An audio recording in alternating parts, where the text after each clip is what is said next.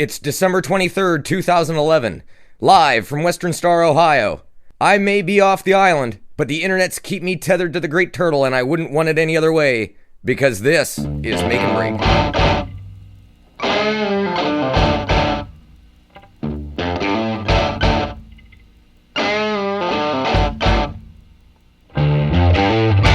You're calling, come to me, thoughts over. Bob Wood, National Program Director of the Chum Group, worked with us in producing...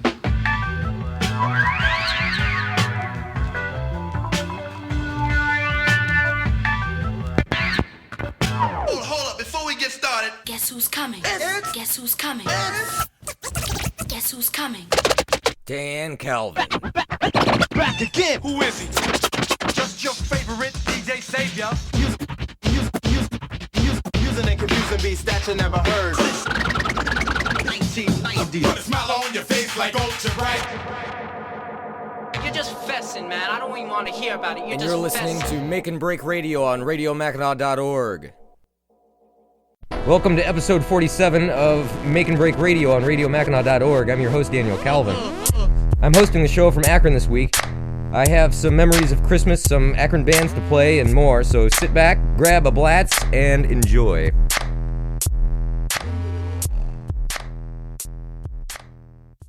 This episode of Make and Break is brought to you by Van Oyko, purveyors of fine gifts, children's toys, and non-fatal weaponry. Join us this month for our discounted seconds of the famous Fun Times bag o' broken glass and nails. The glass is just a bit more broken than usual. New message to... This episode of Make and Break Radio is brought to you by Vanoyco Yacht and Dirigible Supply. This week only, Bayview half-price sale. Wear your fleece vest and flip-flops to receive 50% off of all halyard polishers, all infrared boom bangs, and all GPS-equipped alcohol stoves. Stop in today. Woman attacked ex-boyfriend with antlers. He figured it was his house too, so when Terry Nowakowski's ex-girlfriend locked him out on Tuesday afternoon, he decided to break down the door. When he stepped inside, authorities said he was greeted with antlers. His ex-girlfriend, Chelsea Harrison, armed herself with a mounted deer head and began striking him in the face and body with the ends of the antlers until she lost her grip, dropping it to the floor. A Pasco County Sheriff's Office report states, Nowakowski, 20, managed to flee and call for help.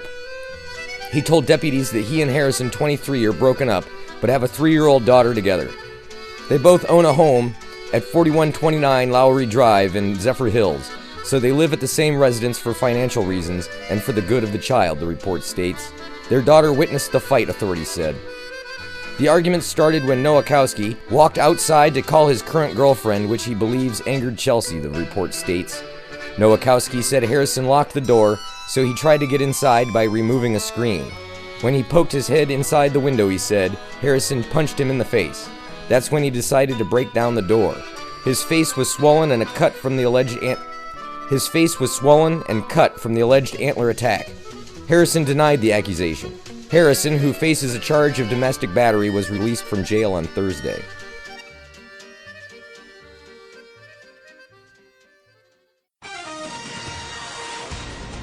Welcome back to the Real Straight Stock with Daniel Sir Six-a-Lot Kelvin. The views expressed on the Straight Stock may not be the views of the Make and Break staff or the RadioMackinac.org management. I'm gonna give it to you straight. How about that holiday traffic? Who drank the last of the eggnog? Why did all of these people wait until the last minute to shop, just like me? Uncle Bjorn is going to be there too? These are just a few of the questions that we'll either ask or be asked this week, literally and rhetorically. The holidays. That's all I have to say about that. I may come off sounding a bit like a Scrooge if I start railing on about the futility of Christmas lights, the concept of gift cards, and my curiosity involving who in the world is being given $1,000 smartphones and tablets to justify all of the advertising. That's why I figured I'd share my own family's Christmas traditions with you. My own non-traditional family has a few non-traditional customs and rituals that are one heck of a lot of fun and really keep the home fires burning. I can't think of Christmas without thinking of monster trucks, Nordic dirt bike hill climbing, auto harps, and opera cloaks. It all started back in 1974 when my dad's then best friend and former business partner decided to use their used blimp lot near Wingfoot Lake in Akron as a Christmas sightseeing destination. While other, and I might add proper, amusement parks had light displays, do-it-yourself tree cutting and hay rides, Flip, yes, that was his name, wanted more for his impromptu seasonal greeting. Some would later say, too much more. Not wanting to start small and build up as the years went by, Flip had a grand plan, an unorthodox grand plan. He wanted rock and roll, he wanted hot women, hot cars, and hot cocoa. Flip tended to get what he wanted. That year, the Glenstein and Company used blimp lot was denuded of all dirigibles, and dirt was hauled in, a lot of dirt. A stage was built, concessions were assembled. The dirt was piled into mounds, a track was laid out with rope. This track would host the first monster truck rally Akron would ever see. The first night of what was christened Flip's Christmas Mud Nog went smoothly, at least for a while. The Pretenders were booked for the main stage, and the Numbers Band were slated to open. Local celebrities Tim Taylor, Big Chuck and Houlihan, Barnaby, and Superhost were all on hand to greet guests and sign autographs. Then the main event began. Engines revved, exhaust pipes cackled, the crisp winter air warmed with the sweet smell of combusted nitromethane. The green flag was dropped, engines roared, and the clutches were dumped. The trucks circled the track, jumping over flaming tire piles, driving over brand new Chevy Vegas. One truck veered out of control, nearly crushing the nuns from St. Bernard's. The crowd was wild with excitement. Just when the excitement was reaching a fevered pitch, with Gravedigger in the lead, followed closely by S&S Towing and Scrap Metal Surprise, the crowd was startled to see two-wheeled interlopers invade the now city dirt oval. A horde of bikers, some say 50, some say 500, donning Viking helmets and fur vests, roared into the festivities. The yellow flag was waved furiously and the truck stopped dead on the track.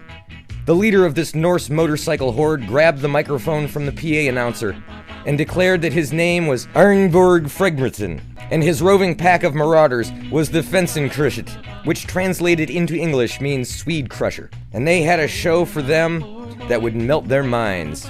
Before permission could be granted, the grand show began. Motorcycles, as unfamiliar as the stunts performed on them, dazzled the crowd. Urals, CZs, Jawas, and more leapt from the ground, wheelied crazy and more. Flip was dazzled most of all. He wanted more. This wasn't an interruption, this was a godsend. He hooted encouragement at the horde, wondering how they defied gravity, wondering how the blonde goddesses that rode shotguns stayed on, wondering how their bikinis stayed on, for that matter. The monster trucks began to clear the track, and Flip's wondering evolved into wandering. Flip wandered right onto the track. That's when it happened. No one really knows how, but nonetheless it did. Was it equipment failure? Was it sabotage performed by a rival used dirigible lot jealous of Flip's success? It didn't seem to matter anymore. Flip was crushed. Crushed nearly to oblivion by a crushed eggnog concession. Gasping his last words, he whispered, "Let the good times roll." To this day, we honor Flip with videos of Bigfoot and European hill climbing. It's a wonderful thing to feel so close to a man I've never met. As for the auto harps and opera cloaks, that's a private family thing, and you should mind your own business. I'm Daniel Calvin, and this has been Straight Talk Straights.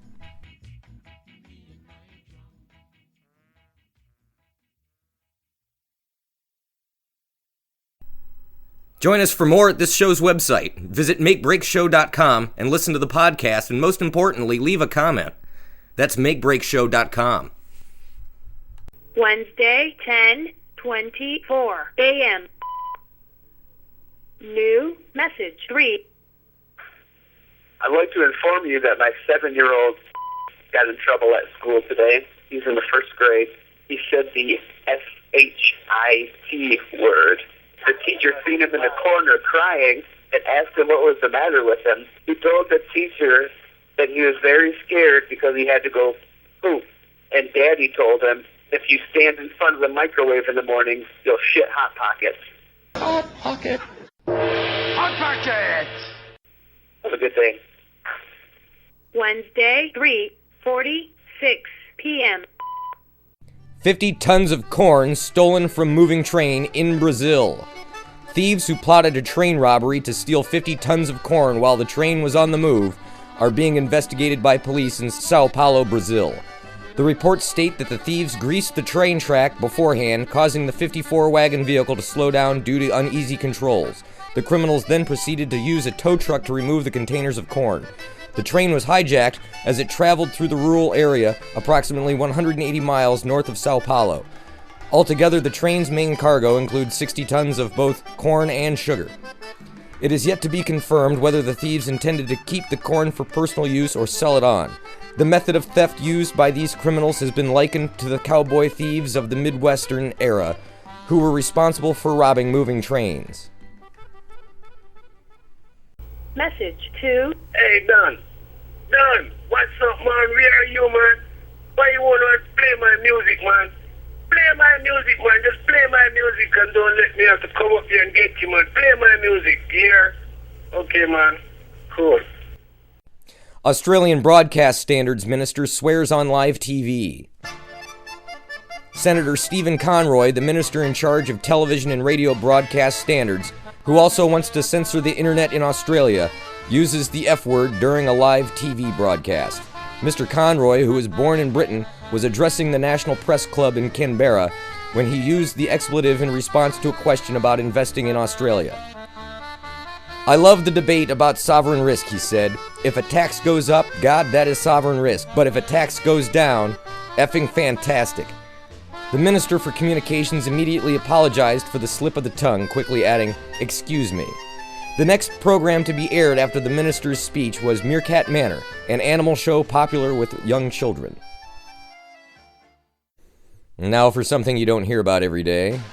Teenager with fear of holes is terrified by crumpets.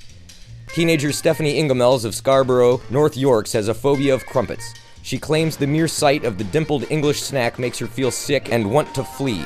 Stephanie, 19, said, "If I was forced to look at one for any length of time, I think I would be sick. My first reaction is to always destroy the crumpet, but then I have the strong urge to run away."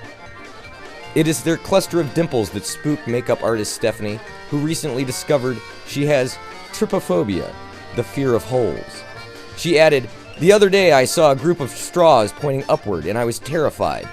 I also hate crunchies because of the holes in the honeycomb. But my biggest fear has always been crumpets.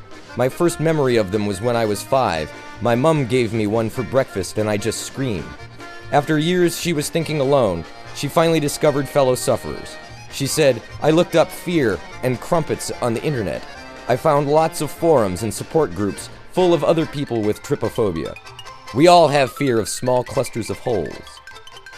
Well, how about that?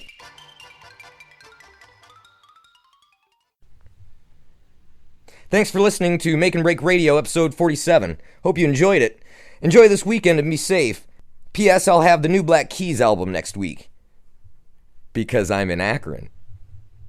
Have fun and good night.